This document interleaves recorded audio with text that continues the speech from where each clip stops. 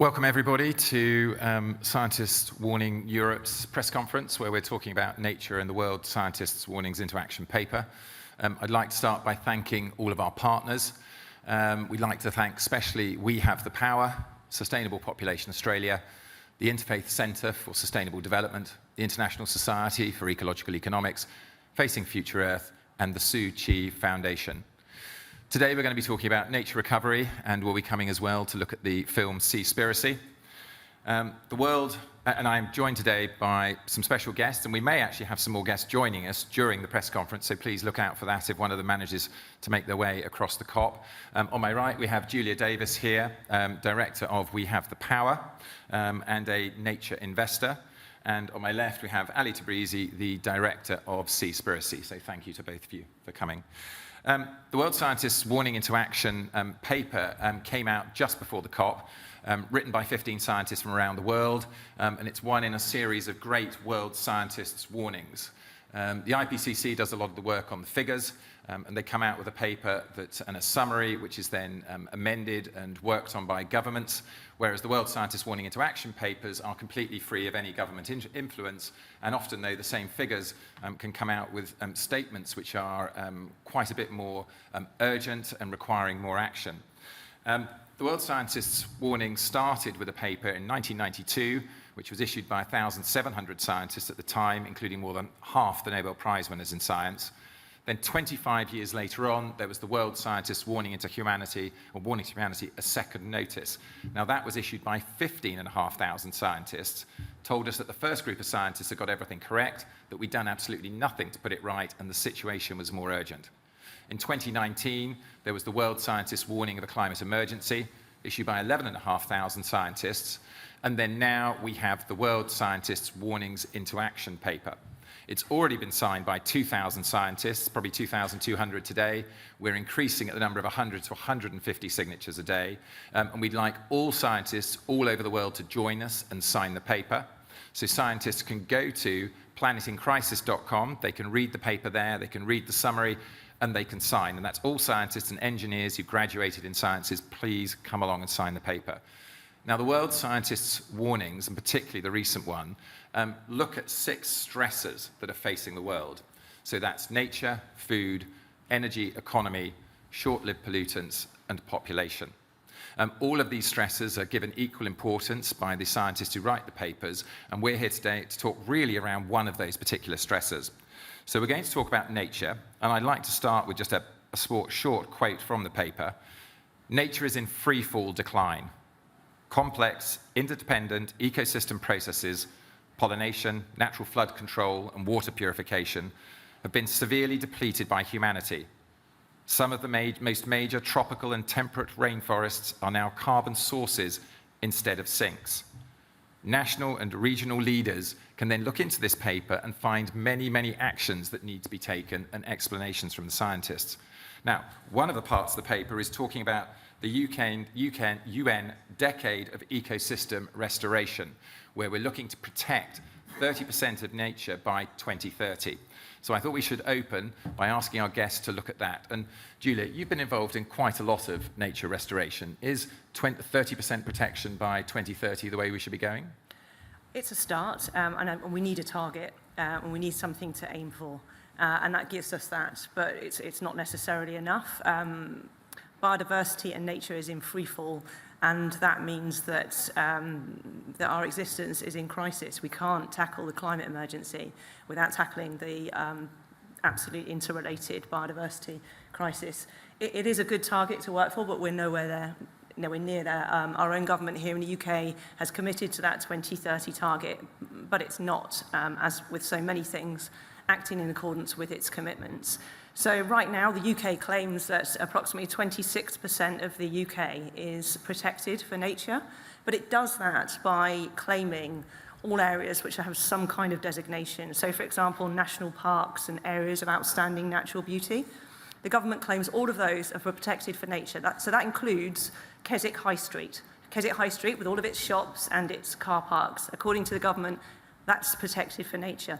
In fact, our national parks are some of the most nature-depleted parts of our country. So that 26% doesn't add up. We've got to continue to put pressure on our government to be aiming for that 30% that it's committed to. The wildlife trusts have currently estimated at best 6% of the UK could be said to be protected for nature. And in fact, some of the areas which are supposed to be protected most in the UK are SSIs, sites of scientific special interest. Only about 3% of those are in good condition. So it's a good target. We should certainly be aiming for it, but we shouldn't stop there. No, absolutely. And in fact, the paper does talk about the fact is the ultimate trajectory is towards 50% protection. You've been doing a lot of work with We Have the Power and others. Would you like to describe for us a little bit about what We Have the Power has been doing and how it's been helping? Yeah, perhaps I can explain to you my story. So I'm not a scientist. Unfortunately, I can't claim that on the back of my biology A-level. But I'm a mother and I care passionately about nature and wildlife.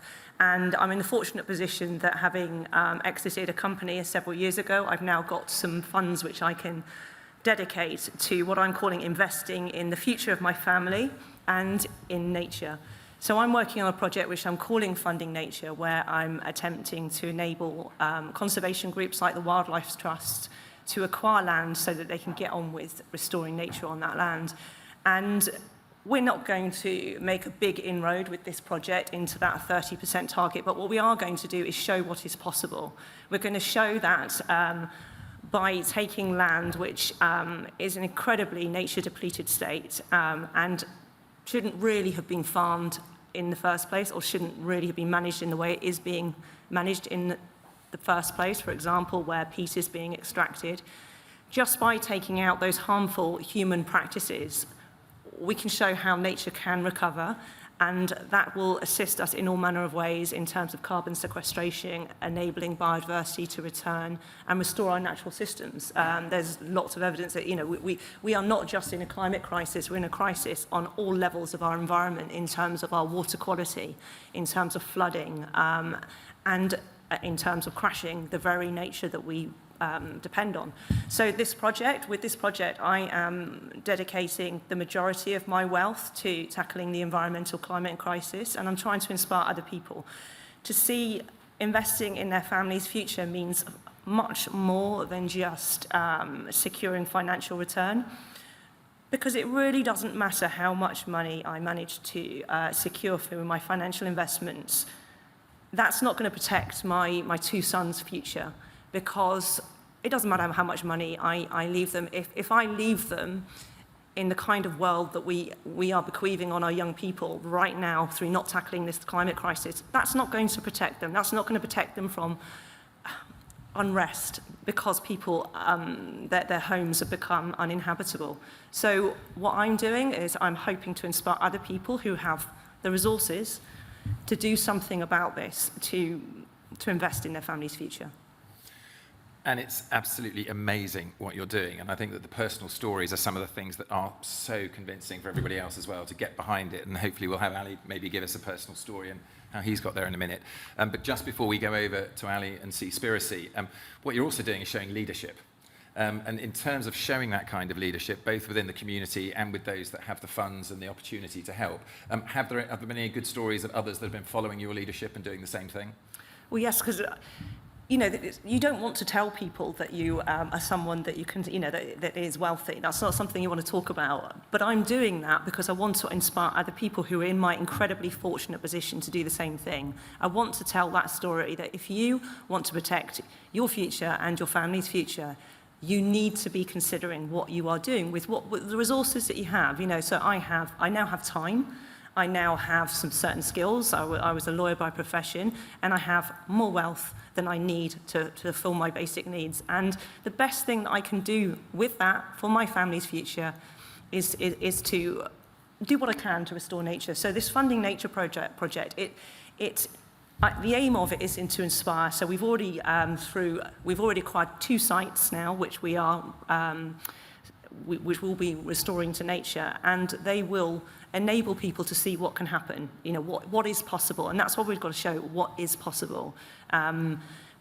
And we have to show that we are in an emergency. And in an emergency situation, that means acting urgently. That means dedicating all of your resources, all of your ability to protecting your children's future. Just because my child doesn't have cancer or doesn't have some kind of terminal illness, that doesn't mean that I haven't got to act right now to protect and secure their safe future. And that's what I'm trying to do. Thank you, Julia. And to be honest, the scientists from Scientists Warning Europe actually issued a letter to the Prime Ministers of Italy and of the UK just before the COP conference to actually impress on them the level of urgency that was required. And I know it's not that the biodiversity aims were not in there, but it did state that 2030 is the target we need to get to for carbon zero, or as soon as possible. And it really called for real inspirational leadership. And that's what we all need to get from all of our leaders in COP. Well, on that note of leadership, Ali, the Scientist Warning paper does also talk about 30% of the oceans being protected. That's something that you were looking at and covering with Seaspiracy. So maybe you could start with a comment of as if you think 30% is enough. Should we have it 50%? Are we going to be able to get there by 2030? And then maybe we'll come on to Seaspiracy after that. Sure. So I think it all comes down to the quality of that protection. We could have 100% protected and have it not mean anything. And I'll give you an example. Within the UK, 97% of our marine protected areas still allow the most destructive forms of fishing, not to mention the mining and everything else. So we need to, really push for the definitions of what protection really means. I would rather have 10% of our oceans meaningfully protected than 50% of it with not much meaning. We came to this conclusion of 30 by 30 kind of on our own and landed in the same place that some other scientists have arrived at as well. After making our documentary Seaspiracy, which was released earlier this year. It was one of the top 10 movies on Netflix in about 50 countries. It sparked headlines around the world and has really created a movement which has changed the way we view ocean conservation. And when I spoke to one of the UK's foremost marine scientists, Professor Callum Roberts, after we launched our petition, which I think is now around 900,000 signatures to protect 30% of our ocean from industrial fishing by the year 2030. He said, look, that's really where the heavy lifting is. No other form of marine protection comes close to what we're proposing. So I'd like to see meaningful protection take place. Great. And how about a little bit of your personal story? I mean, maybe why did you start on this sort of crusade to begin with, and then the aim of Seaspiracy, and what do you think came out of it so far? So I'm not sure you can really choose your passions. They kind of grip you and they choose you. And for me, I've always gravitated towards the natural world, and the oceans were just this mysterious place. I always grew up by the ocean in the southeast coast of England, and I was drawn to that. And I remember growing up being inspired by the likes of Jacques Cousteau and David Attenborough, and I'd rely on watching their films to vicariously explore the planet we live on. And my bedroom walls would glow with the kaleidoscope hues of the Great Barrier Reef or the deep blues of the Pacific Ocean. And I always wanted to see that myself, not just watch it on a screen. But when time came for me to actually have the opportunity to do that, I found that actually the oceans aren't as abundant as they used to be. They're really falling apart, and life is vanishing faster than we can possibly imagine. And so that led me down the road of falling down this rabbit hole to try and understand what was happening to our oceans. And of course, we're all aware of plastic straws and things like that, but really, I found that was the tip of the iceberg. And it led to this question, why are the oceans dying, and how do we stop it before it's too late? And after traveling and speaking to experts in the field, we arrived at the conclusion that really the leading driver of change and destruction in our oceans is the fishing industry, an industry that up until this point, no one really looked at as a main driver of change in our ocean. And it's amazing, actually, a week after the film was released, or it might have been a week before, a paper came out that found that bottom trawling, the method of fishing, of dragging those nets along the sea floor, emitted the same, if not more, carbon emissions than all the world's air travel combined. Because the oceans are really the world's biggest carbon sink. It regulates our climate. This is a blue planet. We're on an ocean planet. It regulates everything. And what's been amazing for me is to see that at this COP26, the oceans, the fishing industry, and animal agriculture, the leading driver of change on land, hasn't been on the agenda, and it's incredible to see that. So I'd like to see more of that take place. And until we get to that point, I think that these conferences, they're great, but unless we address that, we're missing a massive elephant or a blue whale in the room. Right. Yes. And not being adverse to controversy, and even in Scientists Warning, we're not adverse to controversy. We'll tell it like it is in order to get the action we need. There has been quite a lot of criticism of Seaspiracy and a lot of support as well from different quarters, including of scientists. So how do you take that? How's that come through? It's been great because it has created more discussion that wouldn't have otherwise taken place. And I'll give you an example. When Netflix released our trailer for our film in early March, we received a leaked document from within the fishing industry, which was from, I think it's called the National Fisheries Institute, which represented like 80% of the US fishing industry. And they were scared. And this leaked document laid out their whole plan to try and attack the film, attack the science, before they'd even watched the film, which is amazing for me. And granted, there were some points in the film where facts were tried to be challenged and scapegoated, especially from within the fishing industry, and especially from fisheries scientists who work for the fishing industry, around some of the numbers. But we've got a huge fact page on our website, seaspiracy.org, and at the top, an email address where anyone can write to us and challenge any of the facts, and so far we've received 0 emails challenging us. Right, okay. Well, there was a particular tweet, though, and I Yes. think probably one you know about, but has been picked up by the press, where a scientist called Christina Hicks said, yes, there are issues, but also progress and fish remain critical to food and nutrition security in many vulnerable geographies. And essentially the film is telling us all to stop eating fish, and actually I've stopped eating fish since we watched the film. I actually watched it with my 12-year-old, and partly halfway through the film when we were both in tears at what was happening with the salmon, and then when we were in tears again when we were seeing the whales and the slaughter at the end of the film. And my 12-year-old turned to me and said, we're not eating fish anymore. We were already vegetarian and not eating much fish, and that was it. So that was the end of all our fish. And I know that that's one of your aims, is try and get the people to do that. But what about these societies where it's actually providing security for the society, security for that area? And even at the end, when you saw the whales being slaughtered in that way, there was the suggestion by the person speaking then that that was necessary for those people in that location. So this is something that we've heard a lot about, and we were showing our film to a huge Netflix audience. And if you have Netflix, generally speaking, you have access to a supermarket where you have some more food choice. And so when it comes to those, the audience we were talking to, yes, the single most effective thing that you can do every single day to protect the oceans is to reduce and ideally eliminate fish consumption. To those areas in the world where you absolutely need to eat fish, otherwise because there's nothing else, and absolutely those people would need to.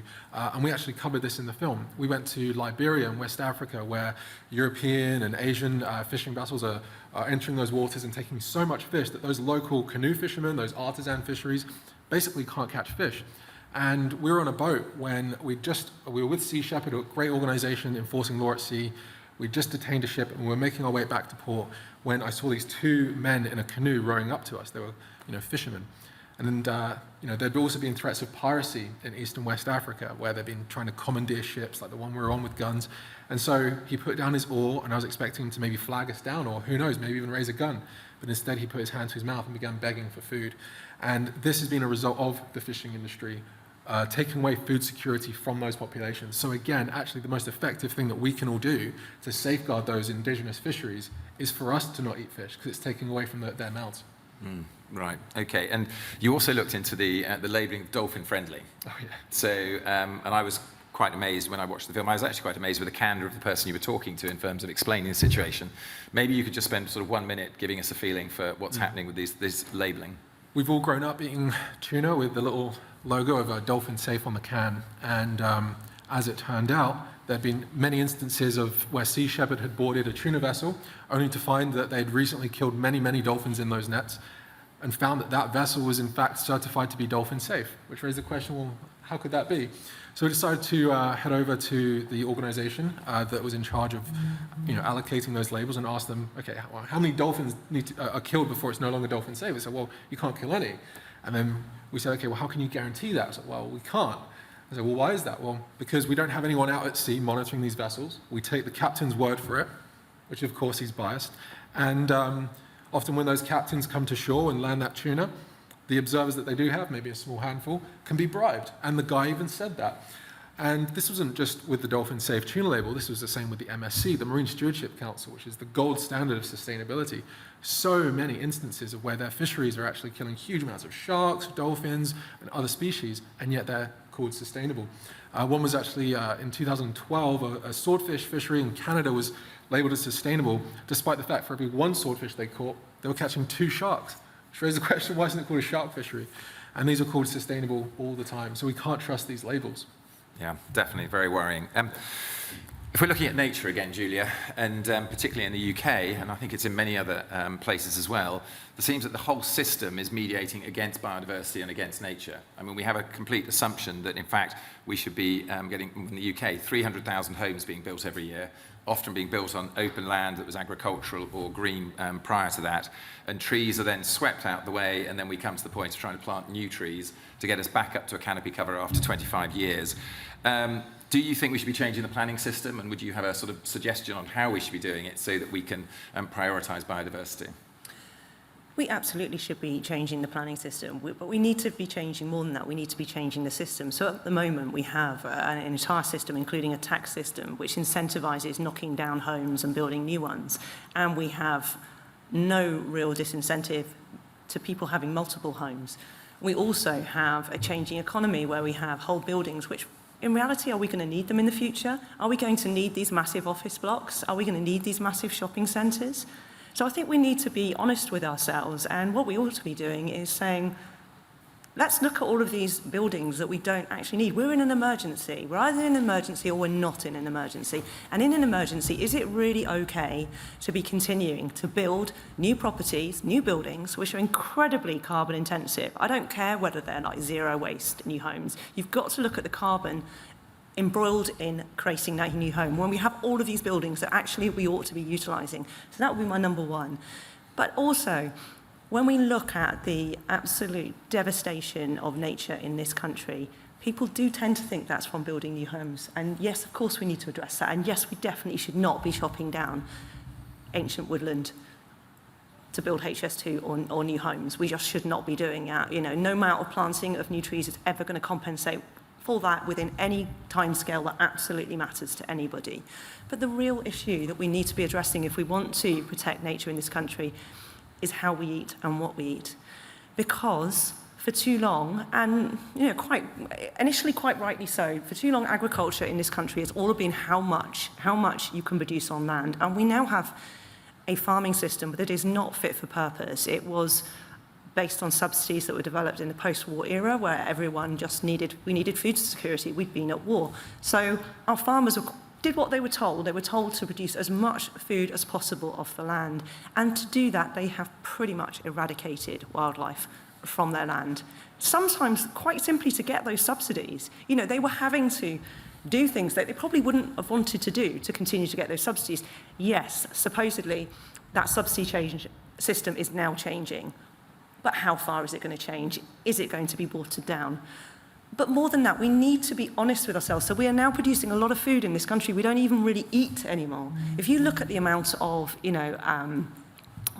land that actually, is used for things like sheep farming, which is only now even slightly economically viable on the basis of subsidies, we don't really eat that much lamb. And certainly don't eat mutton as a nation, do we? So we need to be honest. Is that the right thing to be doing with that land? How do we help those farmers who are absolutely part of the rural community, who have been doing their job, it's in their heart to look after that land? How do we enable them to transition in a just way to managing their land as we now need it to be managed, to manage it in a way that protects the villages which are in the lower land from flooding, which enables nature to be restored, which enables some food to be produced in the right land in a sustainable way. So we absolutely need a proper policy and system and action to transition the way that we look after land in this country. But we also need to be true with ourselves and recognise that, yes, we all need to eat less and better meat and dairy, but the real key word in that is less, absolutely less. If we are going to tackle this emergency, every one of us needs to eat a hell of a lot less meat and dairy. Right. And fish. Right, absolutely, and the paper's actually saying that. So it talks about changing our diet, it talks about changing our farming practice. In fact, it talks as well in a different area about effectively taxing the polluters. So we've got to remove all those subsidies, so we have to remove them on farming practices that are inefficient in producing methane and other gases, and we've got to put them onto things that are actually going to get the right story done, get on the increase of biodiversity. Whenever we have our talks and we have climate scientists come and scare the pants off everybody about how difficult and how urgent the situation is in relation to the climate emergency, and it isn't 2050. There is no chance of us keeping this planet safe for humanity on a 2050 focus. We have to have a focus on 2030 or earlier. But when we come up with those kind of scary targets and kind of scary figures, then the biodiversity scientists, so Professor Dave Goulson from University of Surrey, will always say, but the crisis on biodiversity is even more urgent. Just like Einstein says, if we lose all the pollinators, if we lose the bees, mankind is 4 years behind. And he's absolutely certain that from his perspective, the equivalent target is 2025, which the climate scientists are saying 2030. We're terrified by a lot of things, Ali, and just coming really from your experience of making the film. So the whole situation on the climate and biodiversity crisis is pretty terrifying. When you were making the film, you were coming face to face with some of the situations on the ground. Would you like to give us an example of something that might be the most terrifying in what you were filming or what you found, even if it isn't in the film? I mean, everything was terrifying at one point. I mean, we were spending a lot of time, at sea. We're looking at the human ramifications as well. We're looking at essentially what's been causing it's like the economics of slavery is emerging as a result of the ecological collapse and the loss of those populations. For example, in Thailand, in those Thai waters, they used to be able to catch a lot more fish. And what's happening now is because of the diminishing catch, the captain still has to pay for fuel, now more fuel because he has to stay at sea longer. Still got the maintenance costs, still needs to pay for the fishing licenses and things like that. The one area that he can really cut back his costs is on the labor. And so there's all these human trafficking going on now to get those people on the boats. And we spoke to a number of them, some of them being at sea, and they'd tell you, 10 years, 2 months and 2 days, I was at sea without coming home, prisoners of the ocean. And that was one of the most terrifying things as a result of the biodiversity loss. And I agree, the biodiversity loss is in some ways more urgent. If a quick Google search of how many species have gone extinct as a result of climate change so far will give you a result of like either 1 or 0. Most of the dangers of climate change are going to be seen more so in the future, whereas so far, the impacts that we've seen can't explain all the loss of species we've already had over the last 50 years, mostly as a result of animal agriculture and the fishing industry in the ocean. Our ecological systems are dying, and we need to take care of those ecosystems because they're the other half of the carbon cycle. It's good that we need to limit emissions, but we also need to look at the other end. We need healthy ecosystems to absorb that. One example in the ocean, seagrasses, kelp forests, they're up to 20 times more effective at trapping CO2 than forests on land. Who's talking about that? I haven't heard anyone here talk about it. But that's terrifying. It's absolutely terrifying. We're losing all of this. And I think it's just making not only more dangerous for humans going forward, but it's making the world also, in a more maybe romantic sense, less beautiful. We're losing all of this life on this precious blue planet that we have floating in the galaxy. There's not a planet in sight with any more life than we have here. That's where my main concern is. Yep, consistently terrified, but that's what we're here doing the warnings. Just for 30 seconds then, really, Julia, at the end, I think we want to turn to this warning also talks about leadership at all sorts of levels, both community leadership, leadership at local authority level, but it also talks about business leadership. If you had some advice for our business leaders today, and let's take the examples, whether it's the leaders of fossil fuel companies or major FMCG companies like Unilever and Procter & Gamble, what would you be saying to them? I would be saying that forget offsetting. Yes, we need money to be put into protecting nature, but that needs to be an add-on. That cannot be instead of reducing your greenhouse gas emissions. We need to recognise that we cannot continue with this linear system based on perpetual growth, based on continual input of new resources that we are extracting from the earth. We have to move to a circular economy. We have to move to new systems which basically keep the things that we have made in circulation and in use a lot longer. We need to acknowledge and recognise that we have got to move to a lower consumption model. And that doesn't mean that it's a less happy or fulfilling life for everybody. It will improve welfare. There's loads of job opportunities in that genuinely circular model. It's not the end of business, it's just a different form of business which isn't based on constantly taking resources out of the earth and then dumping them on the earth, because we cannot continue with a business system where the consequences, the adverse consequences of business are not taken into account. Great, thank you. And I think we come to our conclusion now where we have got to get fantastic leadership at this COP. We're all terrified by what's happening, and the science has been said that we're not going fast enough. 2050 is a politically negotiated target, and it is not one that's going to keep us safe. We have to go for something earlier. The latest letter from 28 scientists was saying it has to be 2030 or as near as possible, and we need true leadership for that. Now, the leaders that we've got, those at COP26 and at every level of government around this country and others, they're not going to be called to account at the ballot box because we're almost running out of time to do it. They're going to be called to account at the breakfast table and in the living room by the children in their families and the children in their communities. We're in a race, we're running a marathon, and we want to break the world record. And the world record will get us to 2030, but the pack is off the pace. They're not going to break the world record. And we now need a leader who's got real vision, who's got real ambition, who's going to go out at the front of the pack, run it, and try and break that world record, and draw all the others with them. That's what we need, and we're consistently asking for it. So thank you again to my guests, both to Julia and to Ali, and to everybody for coming from Scientists Warning.